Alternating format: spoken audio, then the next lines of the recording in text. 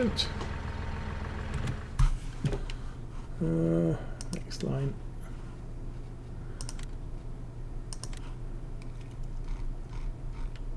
No. Okay. So those were in final stage of growth. So you can get one layer of fertilizer on it, which will negate the needs to be ploughed, needs to be whatever the other thing it needs to be. So we're not going to... Oh, actually, no. I don't need to fertilise anything right now. I need to lime field 5, and I need to sow field 1.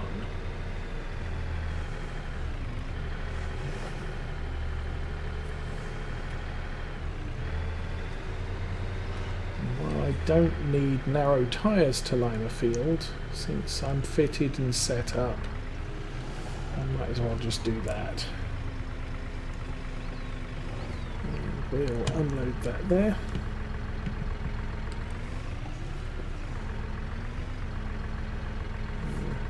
Actually, I can put the lime and fertiliser and stuff in the lattice shed.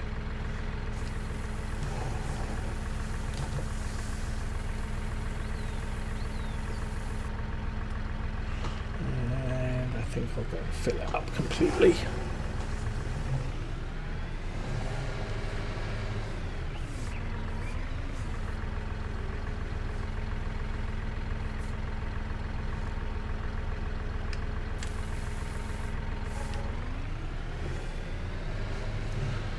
This is the only tiny spreader that allows you to lime with it. And because of that, it's getting quite a fair amount of overuse on my farm, since a lot of my farms are small.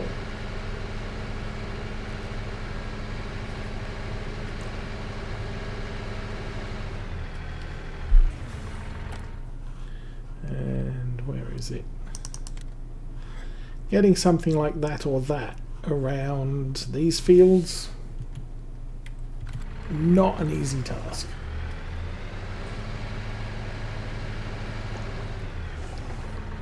The downside of this is it doesn't work well on spread out farms like Marwell, because you empty this thing in no time.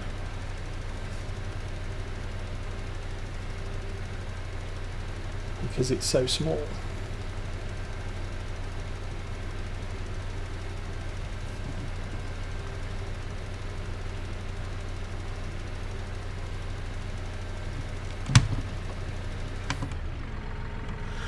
Since things like the Cultiplow aren't very wide but need more horsepower, would it be worth it to get a bigger one still?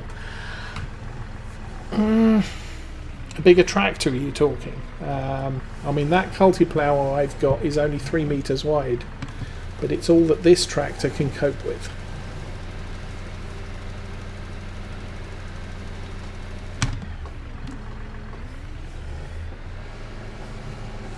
So that is a strong limit on what I can do with this particular tractor.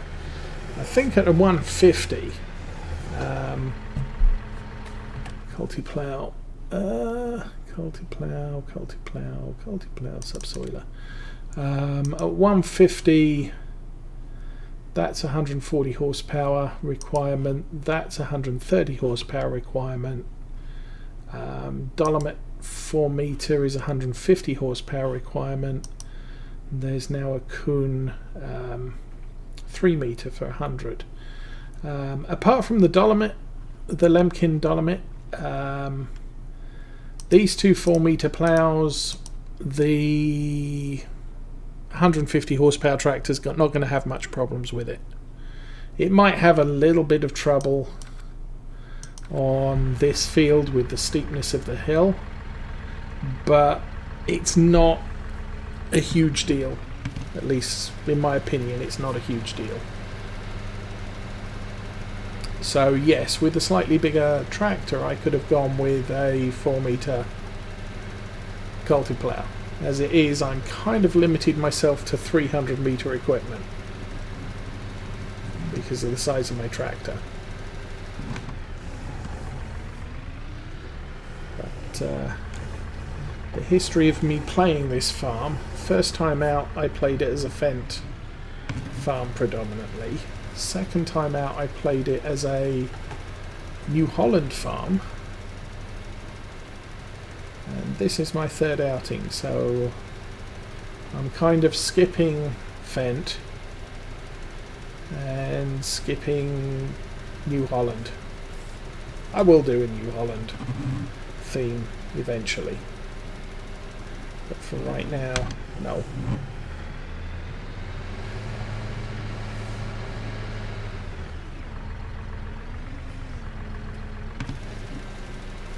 Oh, missed a bit.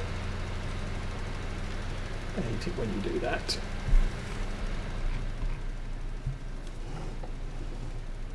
Missed a bit again.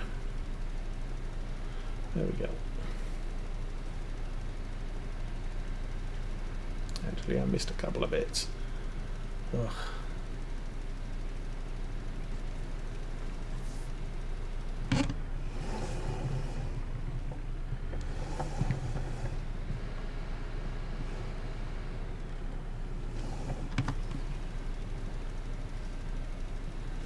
I'll run this out now.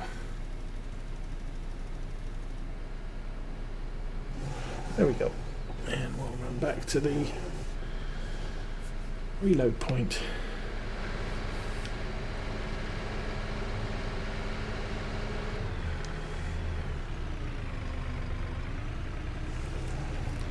And the big thing I learnt playing Lawfolds, I've got on that farm I've got a lot of 12-meter equipment which needs, I think, over 280 horsepower, possibly in some cases 300, and for a longest time I had a 380 horsepower tractor right from the get-go. The problem was the only tractor I had which could cultivate or plough or run the seeder was that 380 horsepower tractor. And so at the beginning of the year, when you're running around cultivating every field or ploughing or ploughing the ones that need it, and then seeding all the fields, I was relying on that one tractor to do every single job on the farm. And I got a couple of mid-sized tractors, and that they really couldn't cope. While they had barely the horsepower to operate some of the less demanding equipment, the hills on that farm were sufficient that they struggled everywhere. And so, my recommendation now is when you're buying equipment, try and buy equipment that almost all of your tractors can haul. If you've got a yard tractor, don't worry about that one. The yard tractor's the one you use to put the stuff away because it's got a small turn radius. And so it's easier to maneuver equipment in the yard. But your big tractors are going to be the ones that work the fields. And you kind of want a couple within the same horsepower range.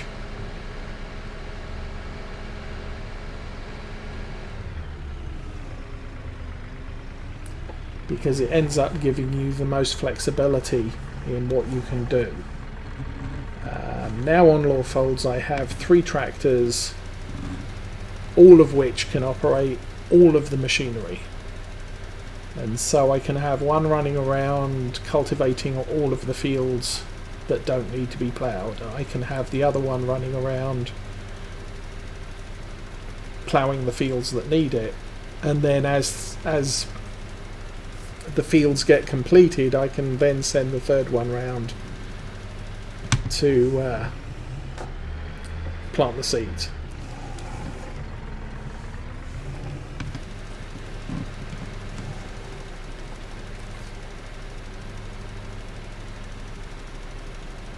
So as I said, all of the equipment I have on this farm, this tractor can cope with. So even if I decide I could kind of use, say, 180, 200 horsepower tractor eventually.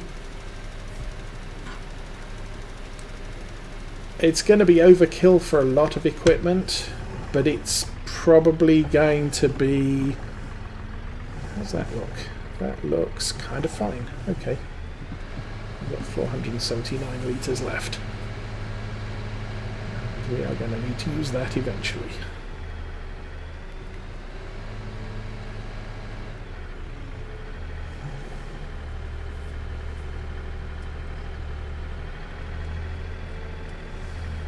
If I buy a new tractor and then buy a ton of new equipment that only that tractor can haul, then it makes this tractor less useful. And it limits the jobs I can do at any given time. I mean, as we stand at the moment, we have one tractor. So I can only do one job at a time. That's not such a big problem. But if I get two tractors, I can probably get away with maybe 150, 160 horsepower and be happy with that. And it'll give me a little bit more flexibility in, well, I can have one tractor out there ploughing a field, another one can be out sowing a different field.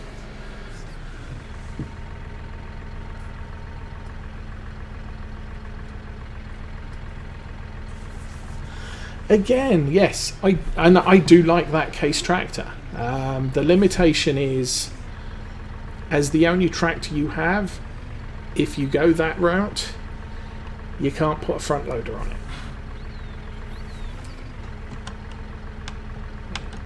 I'll drop that off. We're going to take the wheels off.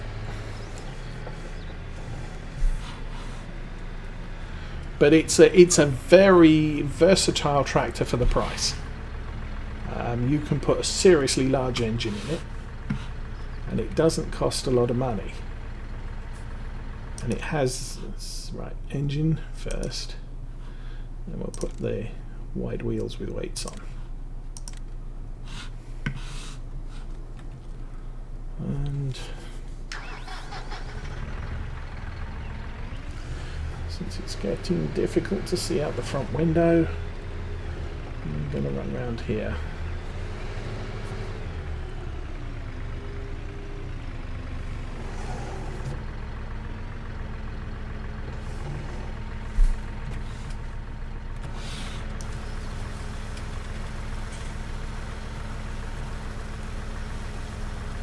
But that's another tractor I've overused, I think.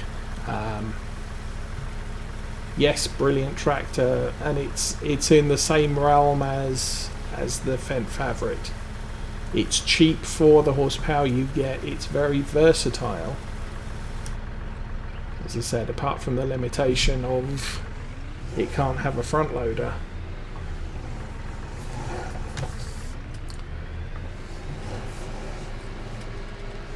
If I was going with the best, the best possible startup, I would say get this, put the 150 horse engine on it, add a front loader, and you haven't even broken 100,000.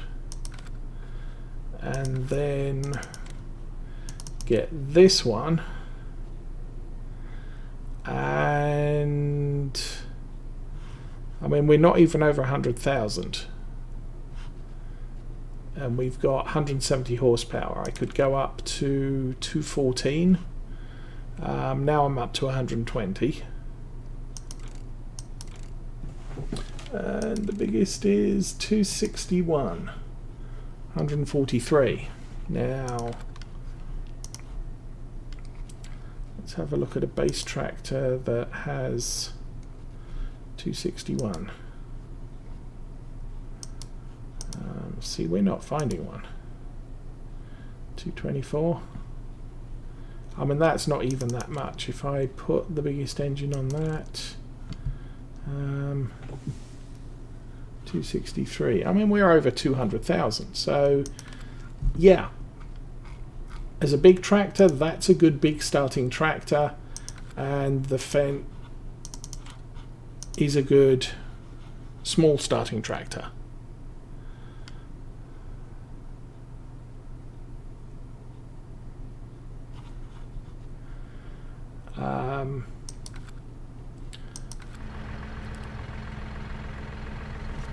But I kind of want to avoid doing the same thing over and over and over again. So I've used both of those tractors to death, because obviously you started with 2 of the 7200s on Ravenport. The Fendt, I had 2 on the Ravenport multiplayer. What am I driving around here for? Oh. And you just kind of risk ending up, yeah, let's use some different equipment.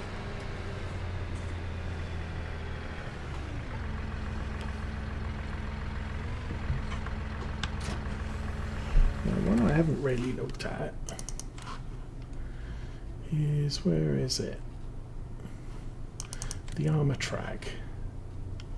So only 110 horsepower, no options on setup. I can have wide tyres, rear twins, full twins. Now it's got a good range of wheels, and you can put a front loader on it. You can't put something on the front, but it's only 110 horsepower. Frankly, that's not going to be sufficient as an upgrade for the Massey. I'm getting to the point where the Valtra N is, and I'm kind of trying to avoid using that one too, because I've overused that. Got the Case 1455, no engine upgrade, so 145 horsepower. That's possibly adequate as a second tractor. No front power. This one can be upgraded. Where's the engine? To 143. That would make a good second tractor in the same range as the one I have, and he's dirt cheap. This has a front power, is 143 as well. No engine setup, standard, wide, narrow, so it's got a good range of tyres. Hurleyman's a bit small. What about the 8343? That's 125 horse. You can put a front loader on it.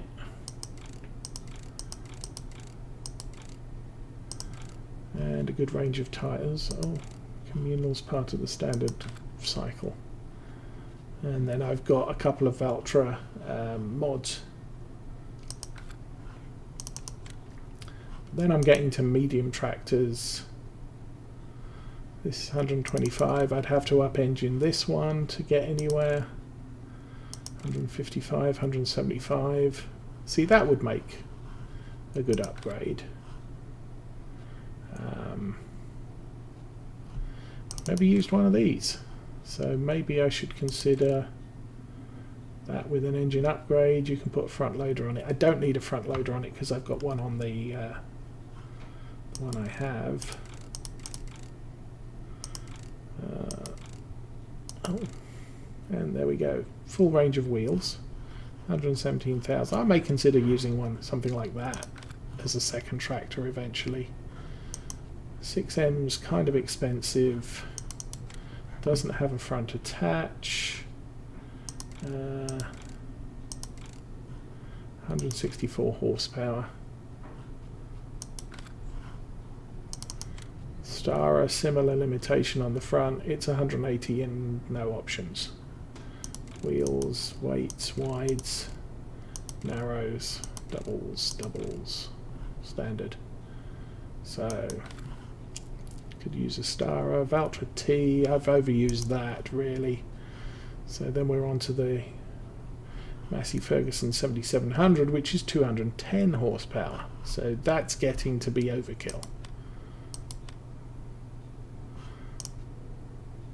That's not. Although that's more expensive than that. I prefer to get that than I would that with the smallest engine.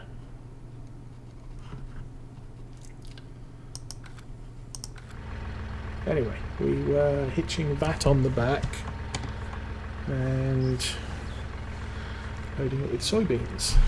Do I need the weight? Not really. Yes, the field's over here.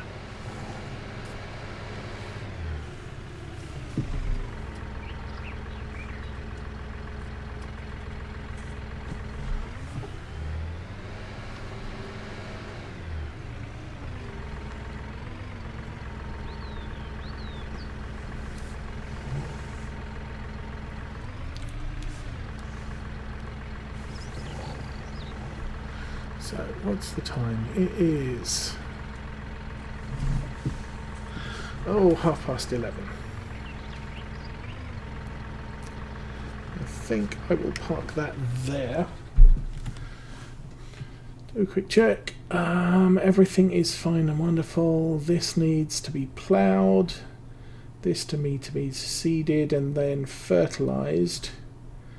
That will then need to be seeded and fertilised. I'm going to guess that these are going to be getting to the point where I'll need to harvest them. And I'm going to try and use a forager on that. So we'll be purchasing one of these. We can afford it. And running that on the front. Oh, that's a good point. We won't be purchasing one of those because our tractor won't support it. Oh, shame. Oh well. It was a thought. In that case, we'll just be harvesting the corn and harvesting the oats as is. I will need to, obviously once we get to the point where we are making serious money rather than spending serious money, we'll be able to look at getting a tractor that can support that